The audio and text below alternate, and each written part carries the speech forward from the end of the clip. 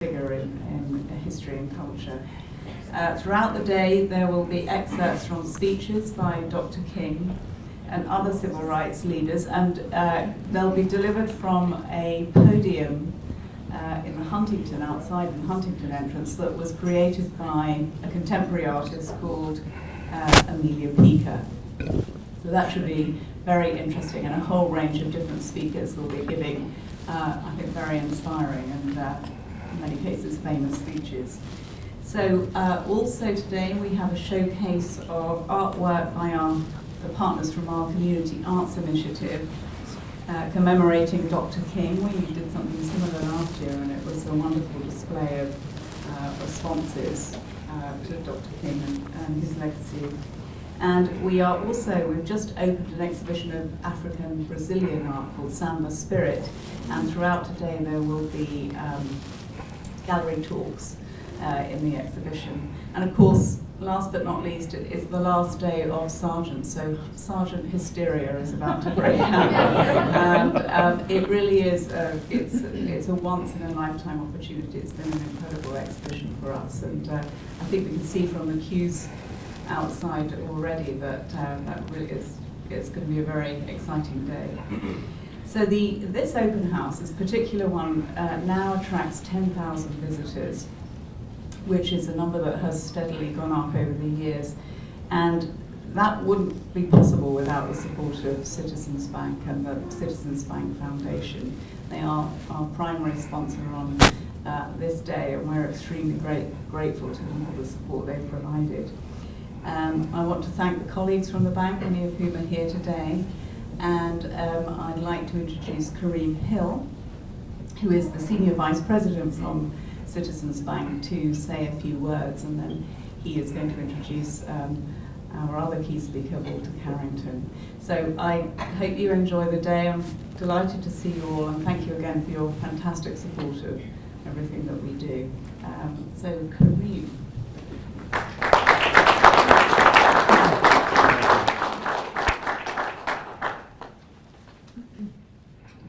Good morning, everyone, and thank you, Maria, for that excellent introduction. First off, let me say thank you to the MFA for this beautiful, beautiful event. I recently just relocated to Boston 3 months ago, and this facility is just tremendous. The community has really rallied behind this. The lines outside are just unbelievable, and I'm actually awestruck by how this has been received in the local community. So Maria, you and your team have done a great job. Thank you.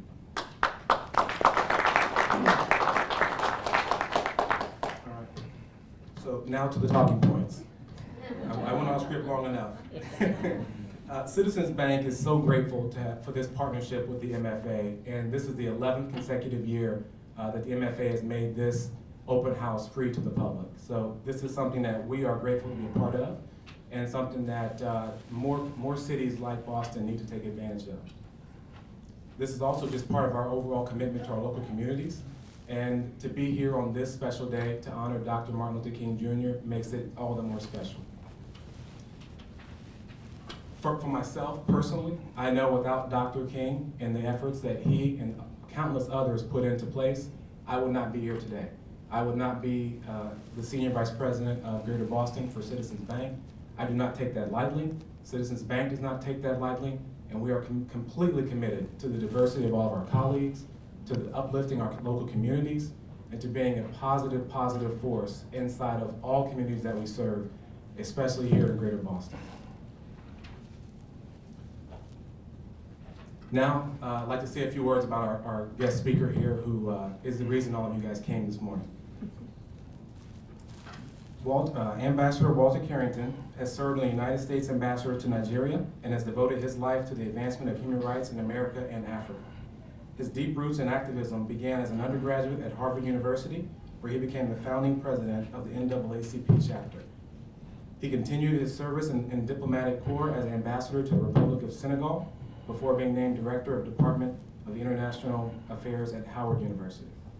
In 2004, he was named the Warburg Professor of International Relations at Simon's College here in Boston, and presently he is the associate with Harvard University's W.E.B. Du Bois Institute, as well as a member of the Council of Foreign Relations. Please give a warm welcome to our guest speaker, Ambassador Carrington. Thank you. Thank you.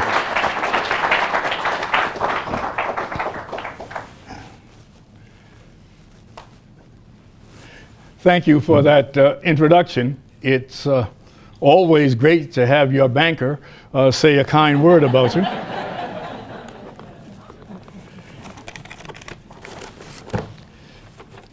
And let me also say thank you to the Museum of Fine Arts for putting together this program, honoring one of the great Americans of our history, and also for citizens for their support of this day. And let me give kudos to all of you for coming here to hear a few of my reflections on an old friend, but also to those who will be attending the other programs you have put together. You know, there's an old cliche whereby the speaker or sponsor begins by thanking the audience for coming out despite their busy schedules. Well, I'm going to pass that one by. After all, this is a holiday, and you ought not to have a busy schedule.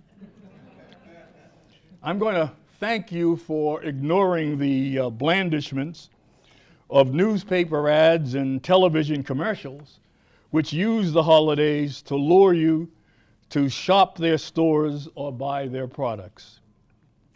Martin Luther King Day is the newest of our holidays, but it is already so commercialized that one would think they want you to believe that the operative theme of the day is not "I have a dream," but "I have a deal." Let me begin my remarks by taking you back to my non-civilian days.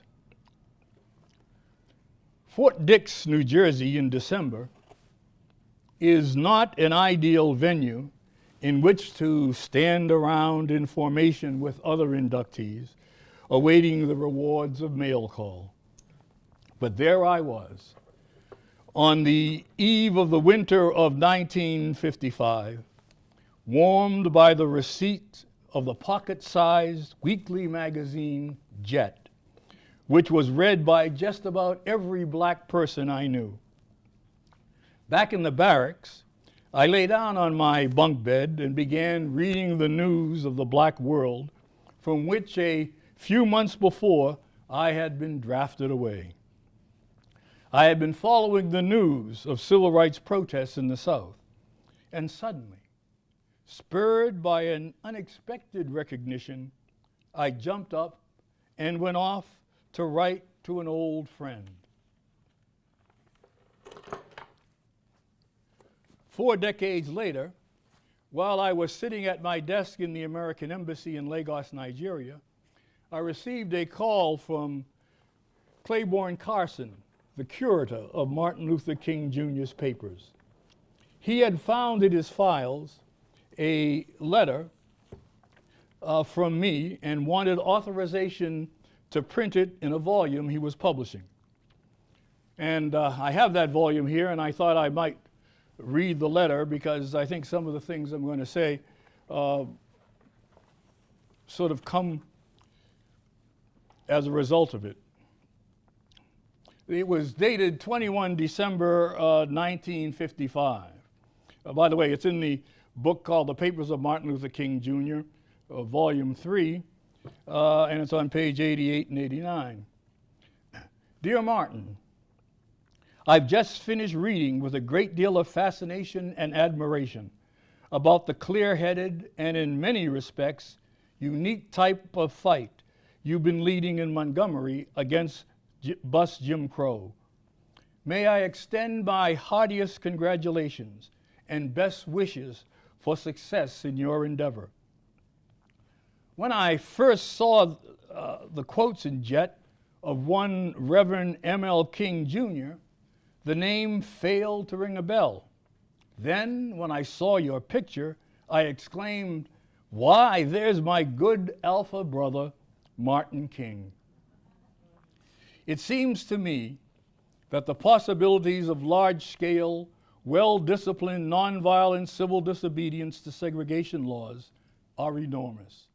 It gives more people a sense of participating in a cause than any other technique that I know of.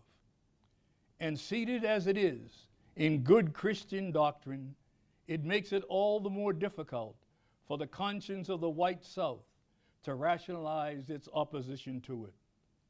In the hands of Gandhi, civil disobedience proved to be a potent political weapon. It may also prove to be such in the hands of the Southern Negro. I guess I'll have to sit on the sidelines a while and let you fellows down there carry the ball. Uncle Sam has his hands on me, and it's next to fatal to practice a little civil disobedience on a sergeant. Well, here's wishing you a Merry Christmas and a New Year undimmed by the specter of bus segregation. Fraternally yours, Wally Carrington. Wally was my name back in those days. The letter, I think, provides a useful bridge back to the time before Martin emerged as history knows him today, Dr. Martin Luther King Jr. Martin arrived in Boston in 1951 to begin his graduate studies at Boston University towards a PhD in systematic theology, which he received in 1955. He was coming from Atlanta, a city with one of the highest percentages of blacks in its population, to Boston, which had one of the lowest. Then, more than half a century ago, and it's kind of hard to believe this, only 6% of the city was black and only 3% of the entire state. Yet the Commonwealth had, along with New York, the strongest civil rights laws in the country. As I was to learn some years later while serving as a commissioner on the Massachusetts Commission Against Discrimination, the agency charged with enforcing those laws, employment and housing discrimination were well entrenched. Martin, like so many out-of-state black students, found housing in what was then a largely racially segregated South End section of Roxbury, on St. Botolph Street and later on Northampton Street. I met him soon after his arrival. I was entering my senior year at Harvard and had been active in civil rights through the NAACP chapter, of which I had been the founding president. Heading up the college chapter on what the NAACP considered to be the nation's most prestigious campus, I was often called upon by the association to give speeches across the country.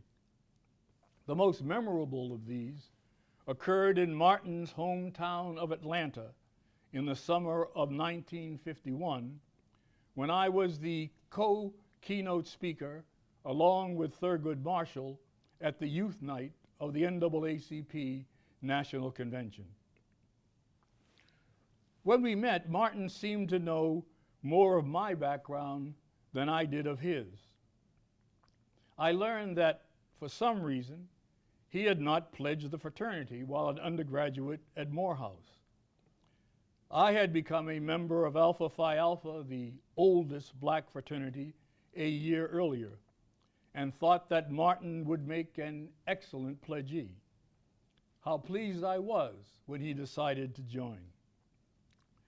Now, I suppose I won't be giving away any of the secrets of the fraternity when I speak of one of the final rituals, which we called crossing the burning sands.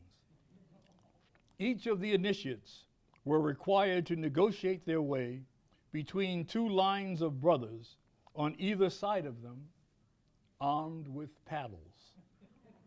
Now, let me say plainly in our defense that as we energetically thwacked him on his exposed bottom, Martin Luther King may have then believed in nonviolence. However, we on that long ago spring evening did not.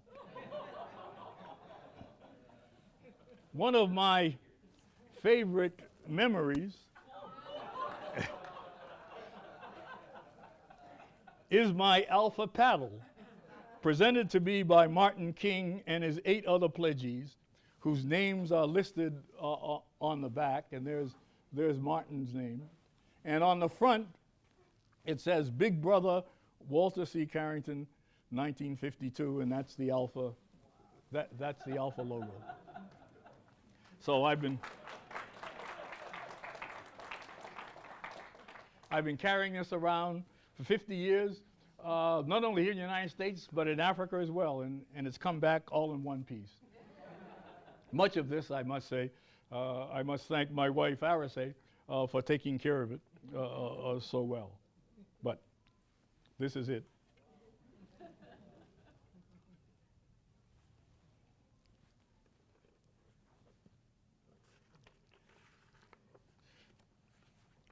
Now that deals with the background to Alpha, to the Alpha reference contained in my letter from Fort Dix. The Gandhi reference resulted from a trip I made in the summer of my second year at law school. I went off to Asia representing the NAACP as a member of the American delegation to the International Student and Youth Conference in Singapore. One of the countries we visited on the way was India. While there, I met with and participated in a pilgrimage led by Vinoba Bhave, the leading living disciple of Mahatma Gandhi. Soon after my return to Boston, knowing of Martin's interest in Gandhi, I talked with him about my experiences in India and the possible uses of passive resistance in our own civil rights struggle. He had been inspired by the accounts of Howard Thurman on the visit of the dean of BU's Marsh Chapel had made to Gandhi more than a decade earlier. Martin himself looked forward to being able to visit the land of his hero, and did so 3 years later. Gandhi had long fascinated Black Americans. This little brown man in a loincloth, as he was sometimes dismissively called, had led a massive campaign of civil disobedience against Great Britain, the major imperial power of the age. When, many wondered, would we in America ever be able to raise up a leader like Gandhi? In 1931, a leading Black newspaper, in an editorial titled, "If We Had a Gandhi," and it said, quote, "The beautiful thing about Gandhi's leadership is the complete and abiding faith of his people in the man. But where, oh where in the United States is there a man who could win the plaudits and approval of his colored brethren? If we had a Gandhi in this country, or better, if we had the following of a Gandhi in this country, we might liberate ourselves from some of the ills of which we complain." End of quote. And then, 25 years later, almost providentially, we raised up Dr. Martin Luther King Jr. He inspired all who believed in racial equality and justice, black and white, as no one had ever done before. Many there were among our traditional leadership who thought he was on a fool's errand with his talk of nonviolent resistance. But it worked. Martin, like Gandhi before him and Mandela after him, became almost a mythic figure in life as in death. I was in Africa on that fatal day in April 1968. One of my jobs as regional director of the Peace Corps in charge of Africa was visiting Peace Corps programs around the continent. That day I was visiting Peace Corps programs in Kenya. As I got off the small two-engine plane in the Rift Valley, the local Peace Corps official came up to me with a deeply saddened countenance. He told me that Martin Luther King had been shot to death in Memphis. I grabbed his shoulder for support and wept. Wept in grief for the loss of an old friend. Wept in despair for our country, which had lost its greatest hope for racial reconciliation. Wept in guilt and confusion for having chosen to work in Africa rather than beside him in the American South. From Kenya, I flew on to the tiny mountainous country Lesotho, where Africans rushed up to me for verification of the terrible news that Mr. Martin, as they called him, was dead. I was asked to be the keynote speaker at a memorial service held in the capital city, Maseru. I returned a few days later to our own capital, Washington, D.C., only to find a portion of it laid waste, as had happened in so many other cities. But luckily enough, not Boston, which Martin often called his second home.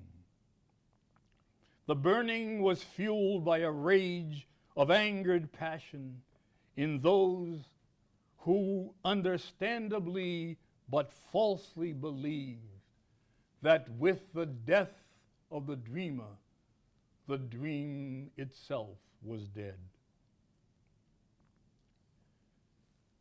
6 years ago, 6 years to this very day, January 20th, 2008, in Washington, RSA and I stood in freezing cold, but two among 2 million, as the first black president of the United States of America took the oath of office. My memory took me back to the last time I had stood amongst the throng on our National Mall. It was 25 years earlier, in the summer of 1963. I had returned from Africa on vacation from the Peace Corps just in time to board a bus that was part of a caravan departing Boston for the March on Washington. The crowd there was immense. The speakers' list was long, but interspersed with singers like Odetta, Bob Dylan, and Peter, Paul, and Mary. The heat caused many an eye to glaze over during the last long afternoon. And then, finally, the last speaker was introduced. A. Philip Randolph, who was chairing the meeting, introduced him as Martin Luther King, Jr.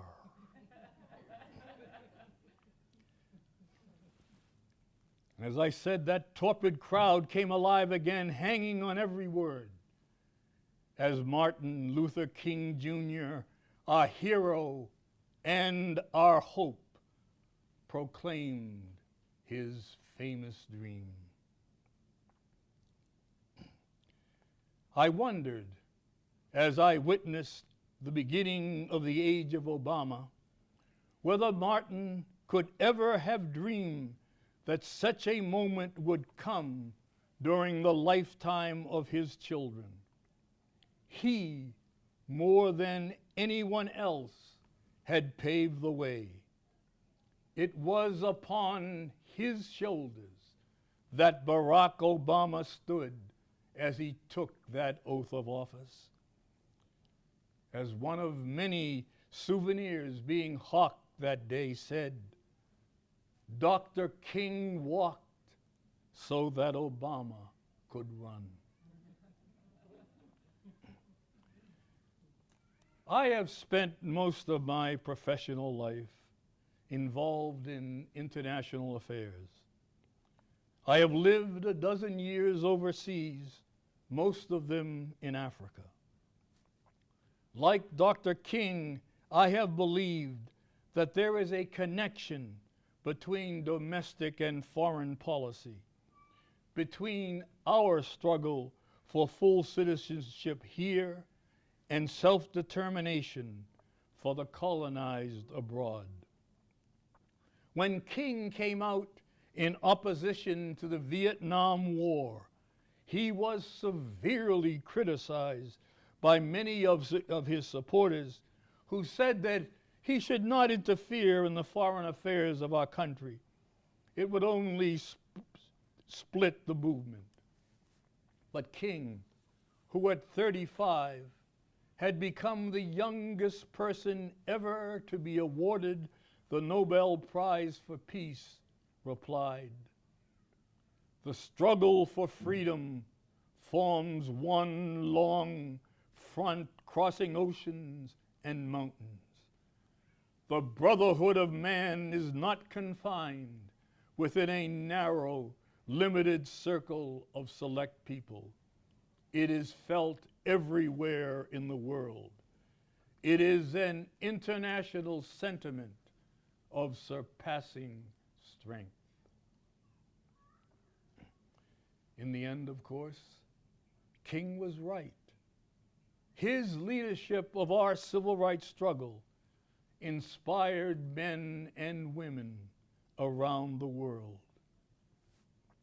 The torch of nonviolence, like the Olympic torch, is passed from one generation to another.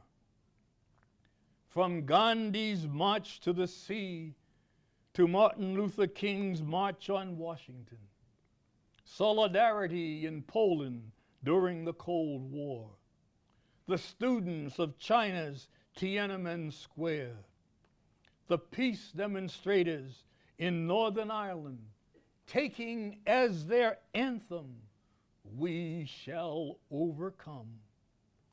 Archbishop Desmond Tutu and Nelson Mandela breaking the chains of apartheid in South Africa. From early on, Martin Luther King saw the struggle for freedom at home as indivisible from that abroad.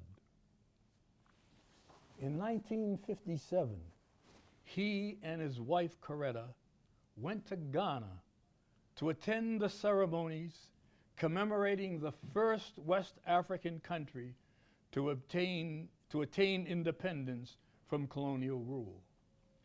While there, he met our Vice President, Richard Nixon, to whom he issued an invitation.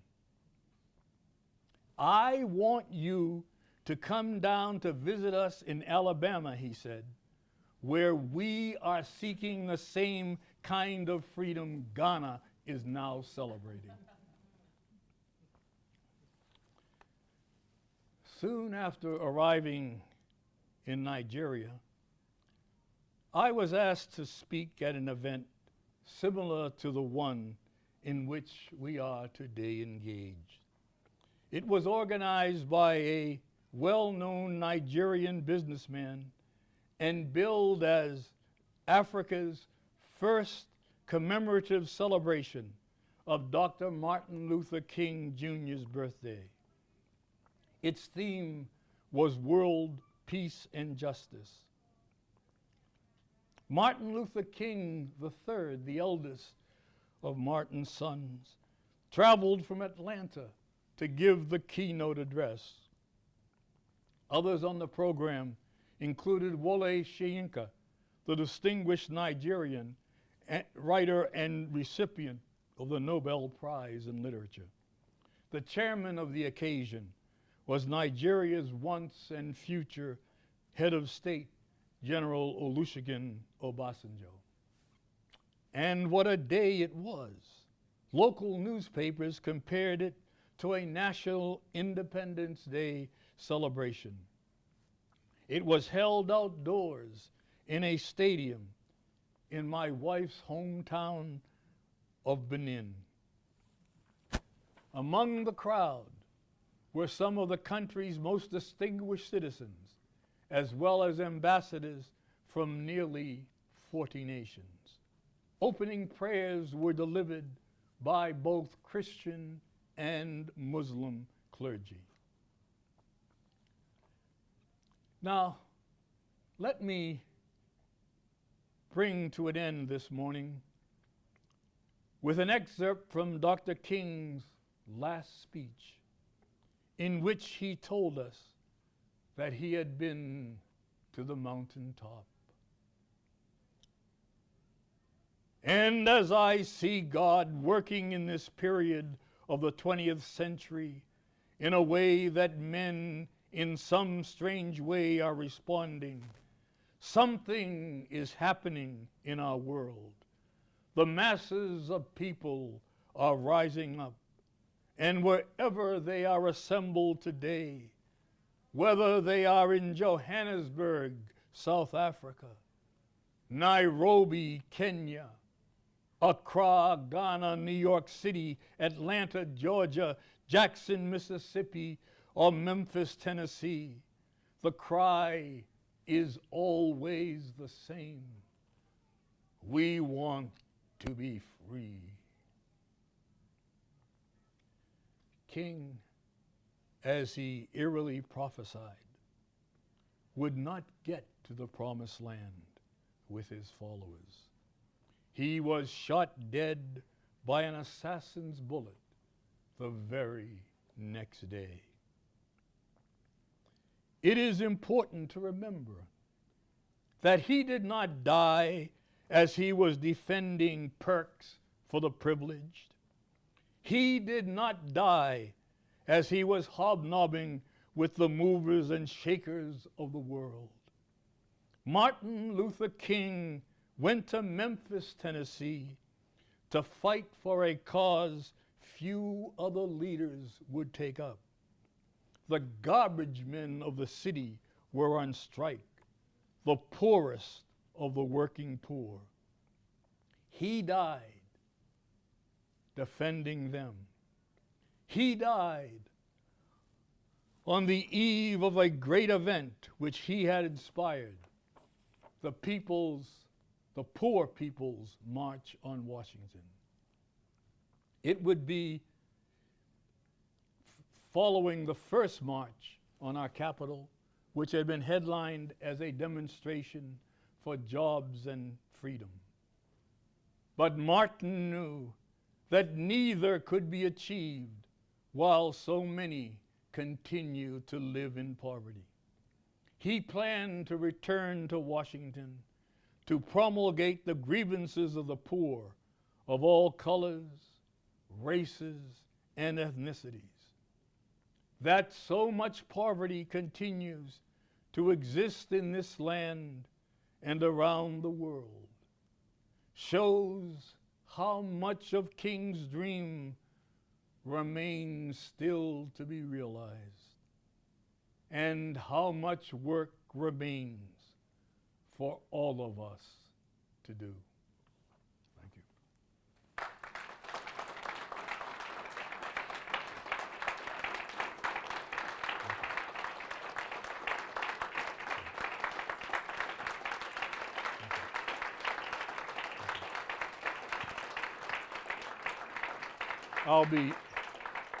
if we still have time, I'll be glad to take any questions that any of you may have, any comments. And I'll pass it to the front row.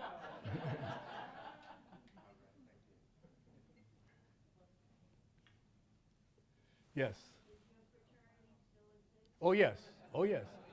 Oh, yes, it still exists. And in fact, it was the major impetus behind the setting up of the memorial to Martin Luther King in Washington, and was one of its biggest funders. Is it still as exclusive as it was when you were a member? Well, all fraternities, I guess.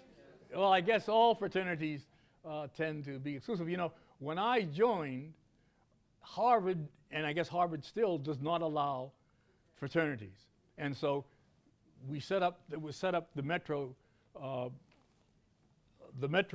chapter of Alpha Phi Alpha, and at that time there were very few black students, and we used to get together every Saturday night. In fact, the kids from Brown would come up, and we would join together, and we would have social evenings, and so there weren't enough of us, except maybe at BU, to have had a separate chapter, and so we formed this Metro chapter, and we still brag about the fact that our brother is Martin Luther King. Now, another of our brothers, and I'm sure the state senator will appreciate this, is the first senator, the first United States senator from Massachusetts, Edward Brooke. So, and there are a lot of other distinguished people who belong to Alpha Phi Alpha around the country.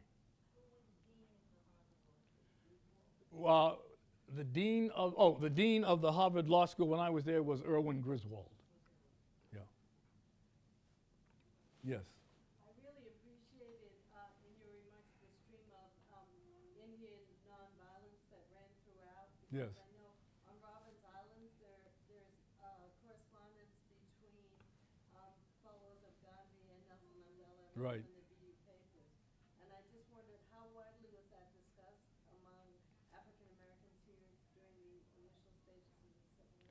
Well, it was very interesting because during that time, I was the student member of the National Board of Directors of the NAACP, and there was a lot of doubt among many members of the board of the NAACP that we should abandon the traditional ways in which we have been fighting in order to adopt the doctrine of nonviolent protests.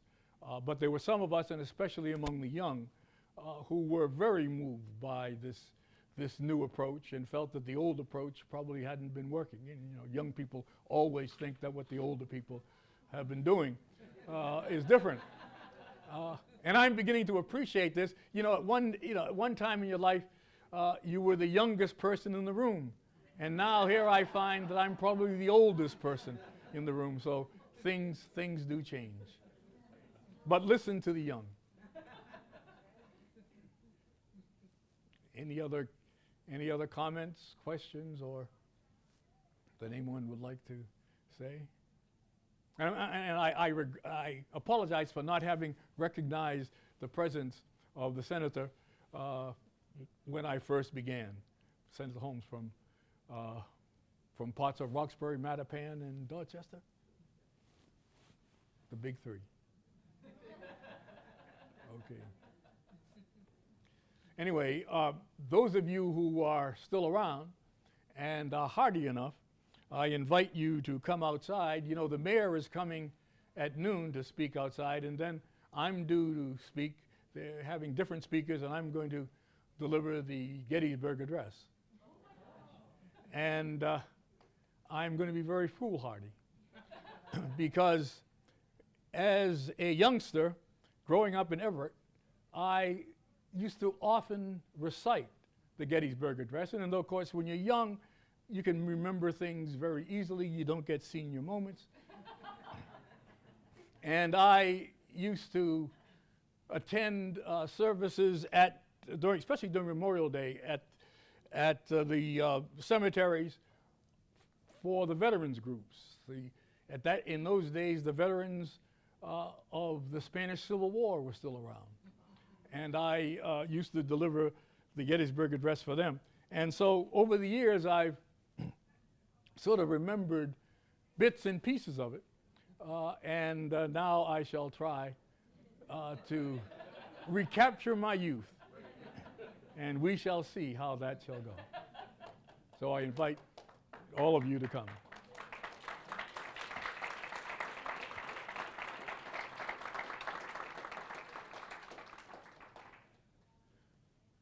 Well, thank you all for coming, and I'm not sure what's next on the program.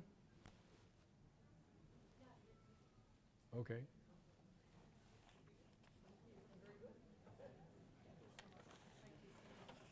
My pleasure. That was really wonderful. Thank you. Yeah, Thank you. we just invited everyone to go out. Yeah. You already did that, but you invited Yeah, everyone to go outside right. at noon. Yeah. Thank you so much. That was wonderful. Well, thank you. Okay.